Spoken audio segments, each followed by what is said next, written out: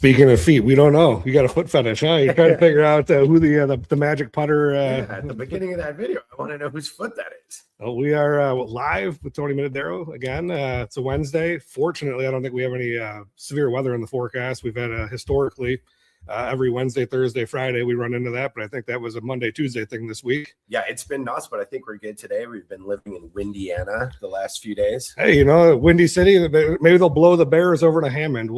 Not happening. No, I don't think so.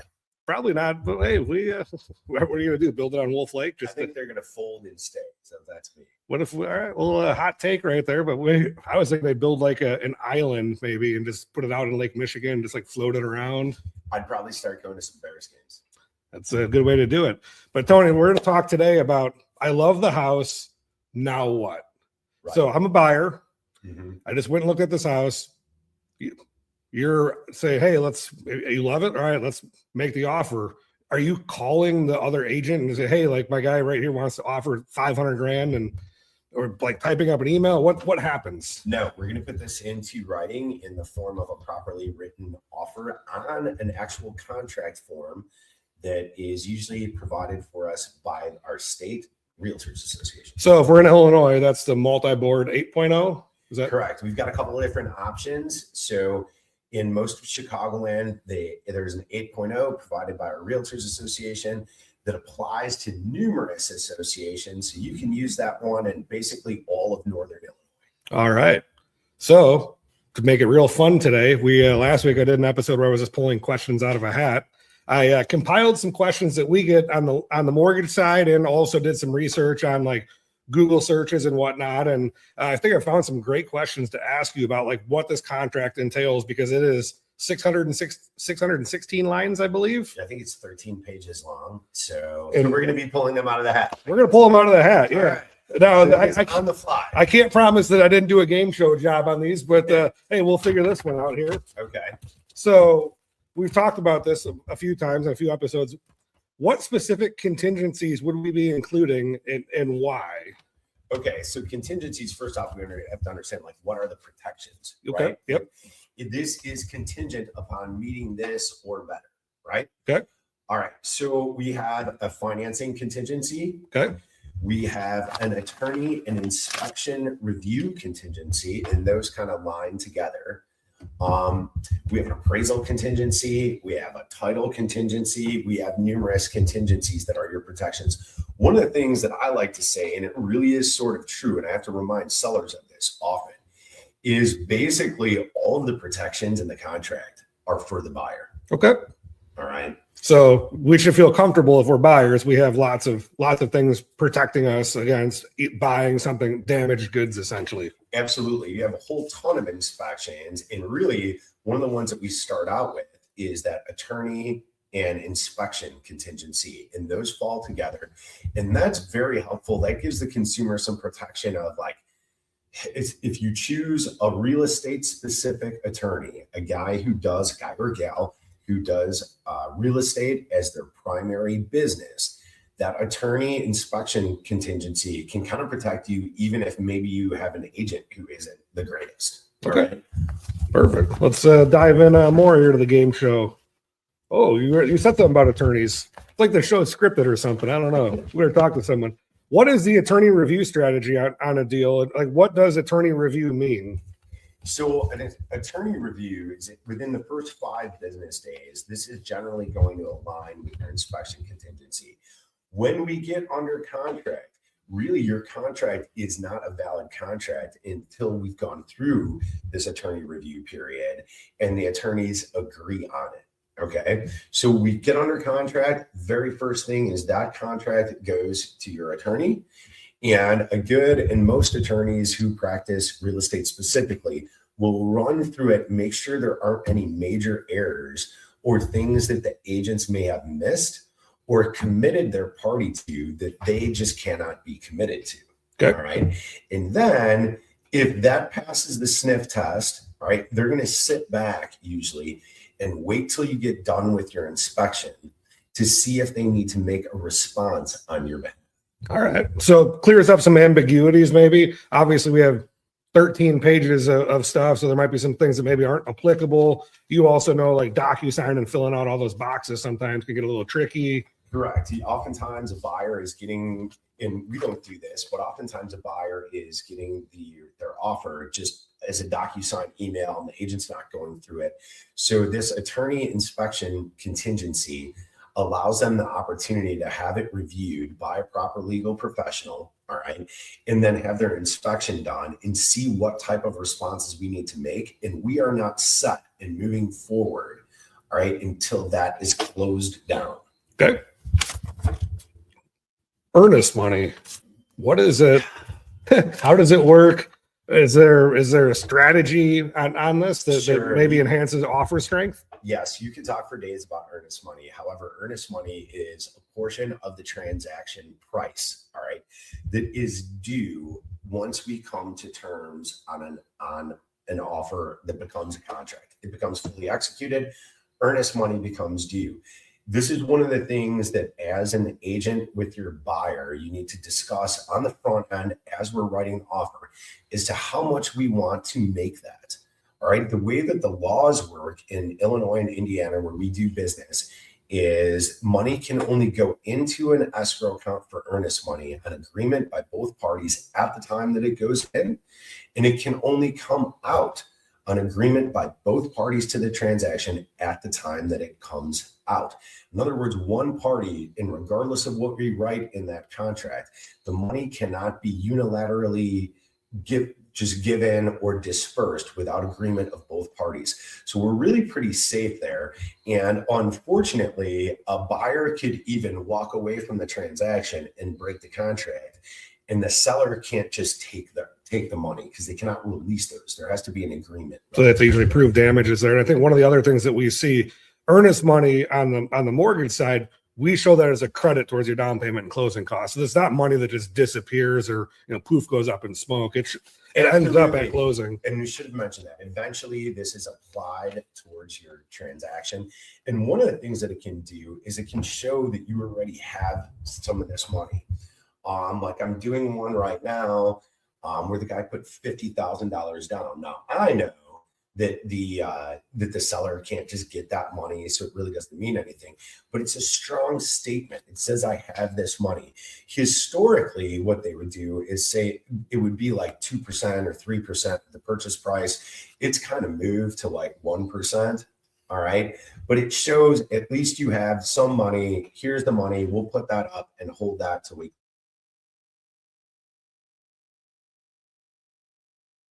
go again here. What is our inspection approach?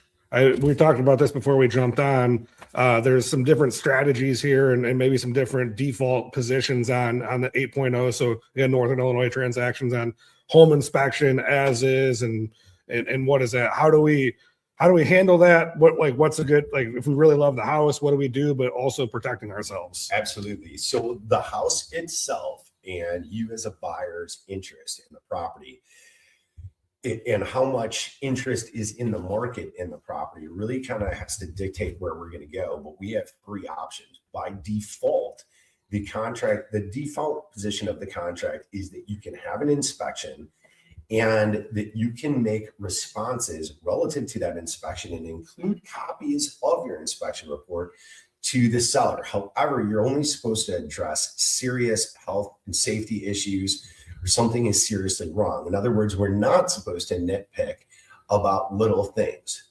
Patch that small nail hole in the drywall over there. Correct. Like that's something like you can take care of that. And then we have another position if we want to show that we're a little bit stronger and we don't want the seller scared that we're going to pick apart their house, which is I can have an inspection, but my response to you after, as opposed to having my attorney drop this thing, include a copy of the inspection, which can kind of make you liable as a seller if the deal falls apart. All right. Which is inspection with no requests allowed. In other words, I inspect it. My response is supposed to be, I'll take it or leave it. And I'm not providing you a copy of my inspection. So there's some protection in there for the seller. Then the next level, which is really only reserved for proper professional investors who have experience, which is waiving the inspection. And we don't recommend that to any regular retail buyers. So waiving the inspection, like that's not a requirement for as is, right? I think it's a question we get frequently. Absolutely. And as we just discussed a little bit earlier, as is and inspection with no requests have been broken into two different parts.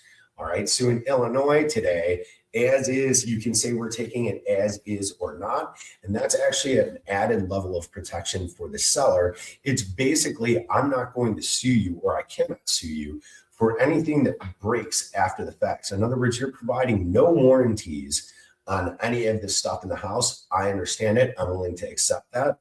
However, so we can do that or not. And then we also have inspection with no requests allowed, which really kind of provides, in my opinion, we sort of use that one a lot because generally our buyers are really only interested in major things wrong. And if there is, they want an opportunity to say, nope, we're out of this. If it's little things and whatever, okay, we can handle it. We're moving forward. So it adds a layer of comfort for the seller. Okay. The old pass fail. That's how I got a 4.0 in college, taking the pass fail classes. Exactly. Are we including appraisal gap clause? If so, how much? How do we, if we need to go aggressive on an offer because this is the house? If it's the house and we're going over list price, one of the things we've done before we wrote your offer is we're taking a look at what stuff like this is selling for. And if we have to push it and go over, this is a discussion we have to have with our buyer. Like, look, everybody, you're using financing. Everybody involved in this deal knows that it could bust the appraisal. And we're not going to find that out until we're 3 weeks in. And the seller knows that. What the seller does not want is you get to that stage, the appraisal comes in less than the purchase price on the contract, and you say, I'm sorry, it only appraised for this much. This is what you need to come in at. So depending upon how far we're going over and how much you love it, oftentimes it helps to secure the property to say, I will cover any gap between the purchase price on the offer and the appraised value. All right. Then there is also limited appraisal gap coverage. Okay. And that can be anything of like, I will cover up to $5,000 difference. I will cover up to $10,000 difference. So what we're saying is, if it appraises under the purchase price, I will use my own funds to make up the difference. All right. So it provides certainty to the seller at that point. Absolutely. So you're just not going in, this is a wild, wild shoot from the hip type thing. I think we should maybe do an episode specifically on that part. I think we get a lot of questions about like strategies and how to overcome that stuff. But it's a good one leading into the appraisal gap and talking about financing. What does the financing contingency actually allow me to get out of? So here's one that I think isn't explained quite a bit. But what it is when we write ours, this is saying the buyer has to be able to obtain at least this. All right. And if the situation gets worse than that, they can waive this financing contingency and say, I'm out of it. In other words, we would say they have to be able to qualify for at least a 30-year mortgage, can't be less than that. And the interest rate needs to be 6.5% or less. All right. So what this allows for is from between the time that we get under contract and while we're processing the mortgage, global events go crazy, interest rates go up to 9%, and the buyer still technically qualifies for it, but doesn't want to do it because the payment's so high. He can pull this out and say, no, look, it says it has to be, 6.5% or less. Okay. Right? So when we write that in there, that's not what you're getting. All right. You can do whatever you want. However, if situation gets worse than what we put into the financing contingency for you, you can get out of it. So this is something that I think gets glossed over frequently by everybody in the transaction, but this is actually to your point earlier, that all of the contract items protect the buyer. That's a strong protection there. It is. And as a matter of fact, the financing contingency, one thing we should say is there is some time limitations on it. There's generally a period of time that you have a limitation in which the buyer must apply for a mortgage. And then once we've applied, we have to have an approval by a certain date. So agents and attorneys are watching that approval date. Do we have the buyer's approval by then? Okay. Oh man, it's like you knew all the questions. What timelines are we committing to, and can we realistically meet them? So attorney review, inspection, loan approval. What why are timelines? I mean, we know timelines are important, but why and what are we committing to usually? Absolutely. So a lot of them are written into the contract by default, right? So that we can just fill in the blanks. However, we can modify them to vary the strength and protections for the buyers. All right. So really our first one, attorney inspection review, that by default in the contract is 5 days. Okay. All right. However, oftentimes once we open that up, the attorneys will say to each other, this is not closed until we reach agreement. Okay. Right? So regardless of what it said. But usually 5 business days to get that attorney review and inspection done and responded back to. And then financing, all right, we're usually going to want that buyer is going to make their actual application within 5 days. I think the contract still says they're supposed to give notice, but nobody pays any attention to that. Okay. And however, what's really important where we modify our offers to provide some strength is when that final approval is due. All right. So if we know we've got an excellent loan officer like you, and we want to give this seller surety of close, you don't want the approval to butt right up against the closing date. We're going to close on May 22nd, approval date's May 21st. How does this seller plan? All right. So what we'll try to do in our offers is move that out at least a week before the closing, and in writing, let them know that they're going to have it a week beforehand. And this allows them to get the moving truck with confidence and start planning and getting out of their house. So we can modify those timelines to vary your strength. But everybody, when a deal starts out, is watching what are these dates. Certainty. I think that's all what I hear, because this is the next two here. What seller pain points are we trying to solve for with our offer? Surety of close. Okay. All right. Money and surety of close, confidence in financing, and confidence that we're not going to pick apart their house in an inspection. All right. So depending upon how much a buyer loves the house, how much the market loves the house based on what its price is, we're going to vary these things. You know, if we have a seller that's just sitting out there with a property that's been on the market for 3 months, we probably have some room to add in a lot of protections for the buyer. If this deal goes sideways, where are my exit points? Well, starting out, first the inspection and attorney review period, you can really kill it for anything at that stage. All right. If we make it through that point, the buyer is usually in agreement and wants to proceed. So what may kill a deal is oftentimes something happened with their financing. Okay. Right? So they had a job change, their loan officer didn't get all of their documents like they were supposed to, and now they have to put them into a different product, or they don't qualify at all. They bought a McLaren during the process at that last year. So that's why we have that financing contingency in there, which runs really late into the game. Okay. So there is ways to get out of these, not that we want to promote that. Last question I have for you. So we've obviously worked together quite a bit. I don't see a lot of your deals from a percentage of buy side representation fall apart during like the inspection process. Is there something you do differently than maybe other agents do? Yes, absolutely. I have a very low fallout rate. And the reason is we set the expectations on the front end. In other words, one of the things that we explain to our clients, and this is true nationwide, is that your inspector is going to produce like a 65-page report. They will find things that are wrong with the house, and possibly even a lot of them. You do a $5 million house, brand new construction, that inspector is going to find things wrong. All right. What we're trying to understand is, are these really serious things? All right. And things that the seller should really take care of. The other thing that we do is when we do as is, so we do an inspection with no requests allowed. We make sure they know, hey, your inspector may be telling you the seller, you should ask the seller for this. You need to explain to your inspector, listen, this is a no requests allowed. So I really need greater detail, because after this inspection, I have to make a decision. Do I take the house or do I leave it? All right. So it sort of reframes how the inspector is going to talk to them, and they get a little bit more serious then, I think.